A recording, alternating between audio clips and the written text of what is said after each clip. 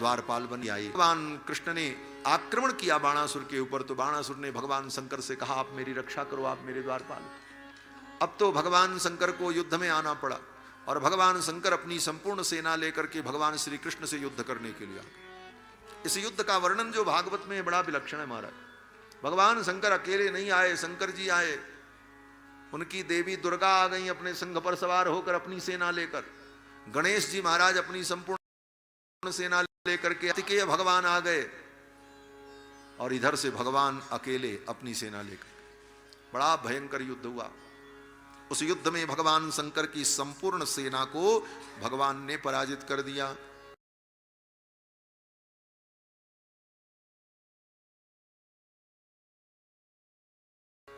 को जब शंकर माहेश्वर ज्वर छोड़ दिया। माहेश्वर ज्वर, जिसको आज की भाषा में कहते हैं मलेरिया बुखार, मलेरिया का फीवर, वो माहेश्वर ज्वर उसी को कहा गया है शास्त्र। वो माहेश्वर ज्वर छोड़ दिया महाराज। जैसे आज के समय में सारी दुनिया के वैज्ञानिकों के लिए एक भय का विषय बना हुआ है। बड़े बड़े वैज्ञानिक कहते हैं कि आने वाले समय में जैविक युद्ध होगा। युद्ध में कोई बम नहीं चलाएगा, एक देश दूसरे देश के ऊपर ऐसे विषाणु छोड़ देगा कि उस विषाणु से ऐसे रोग उत्पन्न हो जाएंगे कि प्रजा अपने आप मर जाएगी, लोग मर जाएंगे। और इसी की कल्पना कोरोना के संदर्भ में की गई थी। आपने देखा होगा कि चाइना ने बदमाशी की और कोरोना के वायरस को छोड़ा, सारी दुनिया में अफरा तफरी मच गई। ये विज्ञान आज जिसको हम समझ रहे हैं, ये लाखों वर्ष पुराना। भगवान शंकर ने भी भगवान कृष्ण की सेना के ऊपर माहेश्वर ज्वर, मलेरिया बुखार के जो विषाणु थे उनको छोड़ दिया। भगवान श्री कृष्ण की संपूर्ण सेना थर थर थर थर कांपने लगी माहेश्वर ज्वर के कारण। तब भगवान श्री कृष्ण ने कहा, अच्छा अब इस माहेश्वर ज्वर से बचने के लिए वैष्णव ज्वर का प्रयोग करना पड़ेगा। भगवान श्री कृष्ण ने वैष्णव ज्वर छोड़ा, और वैष्णव ज्वर के जो विषाणु थे उन विषाणुओं को भगवान ने जब छोड़ा तो वैष्णव ज्वर ने माहेश्वर ज्वर को समाप्त कर दिया। जैसे एक शस्त्र दूसरे शस्त्र को समाप्त कर देता है, उसी प्रकार भगवान श्री कृष्ण के द्वारा छोड़े गए वैष्णव ज्वर के द्वारा माहेश्वर ज्वर शांत हो गया। जब माहेश्वर ज्वर शांत हो गया तो माहेश्वर ज्वर ने प्रार्थना की भगवान से। उस बुखार ने स्तुति की, उस बुखार के विषाणुओं ने स्तुति की। ये भागवत में ज्वर की स्तुति है। ज्वर उवाच, ये ज्वर स्तुति कर रहा है। ज्वर उवाच क्या कहता है? नमामि त्वानमनंत शक्तिम परेशम सर्वात्मनम केवलम ज्ञप्तिमात्रम विश्वोत्पस्थ स्थान संरोध हेतुम यत्तद्ब्रह्म ब्रह्मलिंगम प्रशांतम। हे भगवान, मैं आपकी स्तुति कर रहा हूं। आप अनंत शक्ति हैं, आप परेश हैं। कालो दैवम कर्म जीव स्वभावो द्रव्यम क्षेत्रम प्राण आत्मा विकारः तत्संघातो बीजरोह प्रवाह तन्मायेषा तन्निषेधम प्रपद्ये। हे भगवान, ये संसार का सारा प्रपंच जो है आपकी माया के द्वारा विरचित है, और सबका निषेध करने पर जो शेष बचता है वो आप हो। सबके निषेध करने पर जो अशेष है, जो बच जाए, उसी का नाम ब्रह्म परमात्मा। इसीलिए वेदों में निषेध के द्वारा ब्रह्म का बोध कराया जाता है। निषेध का मतलब न इति न इति न इति। बोले ये ब्रह्म, बोले नहीं, ये ब्रह्म, बोले नहीं, ये ब्रह्म, बोले नहीं। बोले सब के नहीं करने के बाद जो बचे वो क्या? बोले वही ब्रह्म। ये निषेध वृत्तिया ब्रह्म का निरूपण है वेदांत में। नेति नेति जेहि निगम निरूपा। ज्वर ने भगवान की बड़ी सुंदर स्तुति की, और फिर भगवान ने कहा, ठीक है जाओ, मैं वरदान देता हूं, जो व्यक्ति इस कथा का स्मरण करेगा उसको माहेश्वर ज्वर पीड़ित नहीं करेगा। ये एक प्रकार की औषधि है।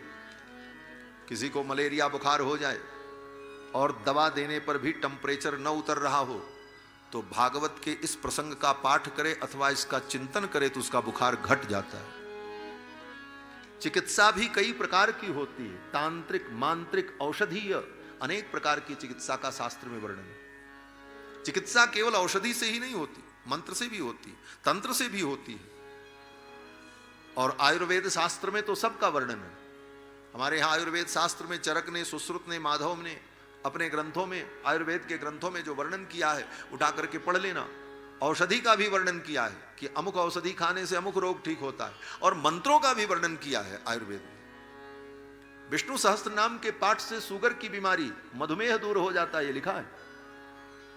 पुरुष सूक्त का पाठ करने से ज्वर शांत हो जाता है। और यहां तक लिखा है कि नास्तिक बुद्धिम जहियात, अगर व्यक्ति स्वस्थ रहना चाहता है, हम बीमार न हो, हमें कोई बीमारी न हो, तो सबसे पहली दवा उसको क्या करनी चाहिए? बोले सबसे पहली दवा है उसको आस्तिक बनना चाहिए। ये आयुर्वेद ने कहा। आयुर्वेद में, आयुर्वेद के आचार्य कहते हैं नास्तिक बुद्धिम जहियात, अगर आप नास्तिक होंगे तो आप ज्यादा बीमार होंगे, आप रोगग्रस्त होंगे। अगर आप आस्तिक हैं तो आधा रोग तो आपका ऐसे ही भाग जाएगा। इसलिए नास्तिकता से दूर रहकर जो आस्तिक होगा वो स्वस्थ होगा।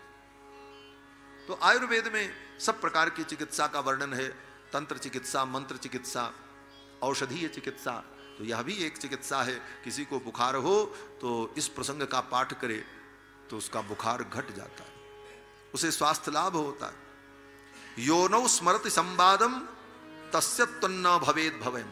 भगवान श्री कृष्ण कहते हैं कि हे माहेश्वर जर, यो नौ स्मरति संवादम, इस संवाद को, इस कथा को जो स्मरण करेगा, तस्य तन्न भवेद भयम, उस व्यक्ति को तुम्हारे द्वारा कोई भय नहीं होगा।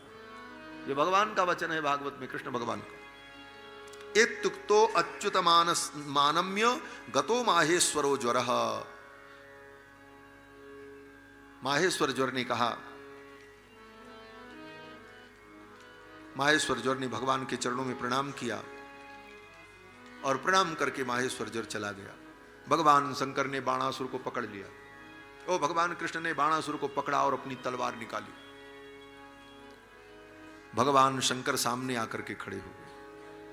भगवान शंकर ने कहा, हे नाथ, मैं आपको रोक नहीं मारूंगा, केवल मैं इसके अभिमान को नष्ट करूंगा। इसकी जो भुजाएं इसके लिए भार बन गई हैं, ये 1000 भुजाएं इसके लिए भार बन गई हैं। और कल्पना करो, या वास्तव में भार ही रहा होगा। केकड़ा जैसी मारे कई भुजाएं निकली रहें, वो आदमी कैसे सोता होगा, कैसे बैठता हो। रावण तो तब भी साधारण था, उसके 20 ही भुजा थी, लेकिन इसके तो 1000 थी। भगवान ने कहा, इसकी भुजाएं इसके अभिमान का कारण हैं, और इसके अभिमान को नष्ट करने के लिए इसकी भुजाओं को मैं काट दूंगा और इसका अभिमान नष्ट करूंगा। चिच्छेद भगवान बाहून शाखा वो वनस्पति। जैसे कोई व्यक्ति कुल्हाड़ी लेकर पेड़ की फैली हुई डालियों को छांट देता है, उसी प्रकार भगवान ने अपनी तलवार के द्वारा, नंदक खड्ग के द्वारा बाणासुर की 996 भुजाओं को काट दिया, 4 भुजाएं छोड़ दी।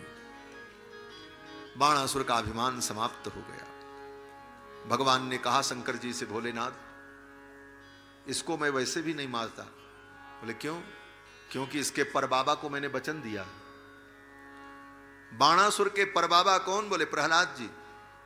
प्रहलाद जी को भगवान ने वचन दिया था कि बेटा, आज तो क्रोध में मैंने तेरे पिता का वध कर दिया, हिरण्यकश्यपु को मार दिया, लेकिन आज मैं वचन देता हूं, आज के बाद तुम्हारे वंश में कोई भी पैदा होगा, अगर वो तुम्हारा संबंधी है तो मैं उसका वध नहीं करूंगा। ये भगवान ने स्पेशल वरदान दिया था प्रहलाद जी। इसलिए भगवान कहते हैं कि अबध्योयम ममाप्येष वैरोचनि सुतो सुरः प्रहलादाय बरो दत्तो न बध्यो में तवान्वयः। भगवान शंकर जी से कहते हैं, मैंने प्रहलाद को वचन दिया था कि तुम्हारे वंश में उत्पन्न होने वाले किसी भी व्यक्ति का मैं वध नहीं करूंगा, इसलिए मैं इसे छोड़ रहा। भगवान ने बाणासुर को छोड़ दिया। बाणासुर प्रसन्न हो गया। बाणासुर ने अपनी बेटी उषा का विवाह भगवान के पौत्र के साथ कर दिया। अनिरुद्ध जी महाराज उषा को लेकर के आए। द्वारिकापुरी में परम आनंद हुआ। इस प्रकार भगवान के पौत्र अनिरुद्ध का विवाह हुआ। इसके बाद कथा आती है कि एक दिन भगवान के पुत्र, भगवान के जो सब बेटे थे, सब द्वारिका के एक उपवन में खेल रहे थे। उसी समय उसी उपवन में एक कुआं था। उस कुआं के पास खेलते खेलते ये बालक पहुंचे।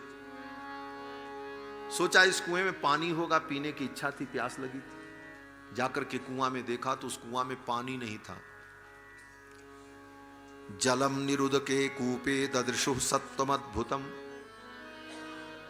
पानी से रहित उस कुएं में एक बहुत बड़ा गिरगिट दिखाई पड़ा, क्रिकलास। वो छिपकली जैसा जो एक जीव होता है, कभी हरे रंग का दिखता है, कभी लाल रंग का दिखता है, उसको गिरगिट बोलते। संस्कृत में उसको क्रिकलास कहते।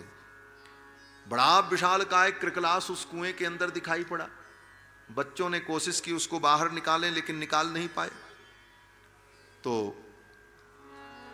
जाकर के भगवान श्री कृष्ण से कहा। भगवान श्री कृष्ण आए और भगवान श्री कृष्ण ने उस क्रिकलास को बाहर निकाला। ज्यों ही भगवान ने उस गिरगिट को, क्रिकलास को बाहर निकाला, भगवान का स्पर्श होते ही वो उसका शरीर बदल गया, दिव्य राजा के रूप में प्रकट हो गया, पीतांबर मुकुट धारण किए हुए, और भगवान के चरणों में प्रणाम किया। माधवम प्रणिपत्याह किरीटे नार्क वर्चसा। भगवान माधव के चरणों में, भगवान कृष्ण के चरणों में प्रणाम किया उस राजा ने। तो भगवान ने पूछा, तुम कौन हो?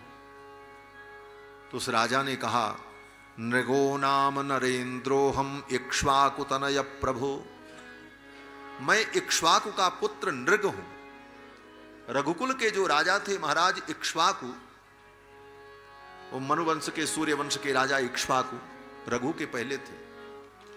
उन्हीं इक्ष्वाक के पुत्र महाराज नृग थे। बड़े धर्मात्मा थे और ये बहुत बड़े दानी थे। रोज 1,00,000 गाय का दान ब्राह्मणों को नित्य करते थे। नहा धो करके तैयार हो और पहले गोदान करते थे ब्राह्मणों को, तब जलपान करते थे। महाराज नृग ने कहा, भगवान मैं प्रतिदिन गोदान करता था। एक दिन मैंने गोदान किया, एक ब्राह्मण को गाय दी और वो ब्राह्मण गाय को लेकर के गया और संयोग से उन गायों में से एक गाय ब्राह्मण के घर से निकलकर फिर मेरी गौशाला में आ गई और मेरे सेवकों को यह पता नहीं चला। दूसरे दिन फिर जब गायों का दान करने के लिए मैं तैयार हुआ तो मेरे सेवकों ने गायों को सजा करके उपस्थित किया, उसमें वो भी गाय आ गई और मैंने किसी दूसरे ब्राह्मण को उस गाय का दान कर दिया। तब तक वो पिछले दिन वाला ब्राह्मण अपनी गाय को ढूंढते ढूंढते आ गया। अब दोनों ब्राह्मण में झगड़ा शुरू हो गया। वो कहता ये गाय मेरी, वो कहता मेरी, और दोनों अपने अपने जगह पर सही थे। उसने कहा, महाराज ने इस गाय का दान कल मुझे किया था, और ये ब्राह्मण कह रहा था कि इस गाय का दान महाराज ने अभी अभी हमको किया है। दोनों की बात सत्य थी और दोनों आपस में झगड़ने लगे। मैं कभी उनको देखता, कभी उनको देखता।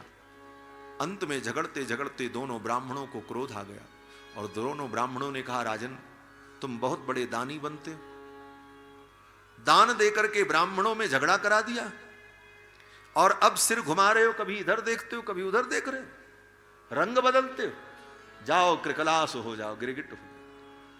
1,00,000 गाय का दान करने वाला वो राजा थोड़ी सी असावधानी के कारण गिरगिट योनि को प्राप्त हो।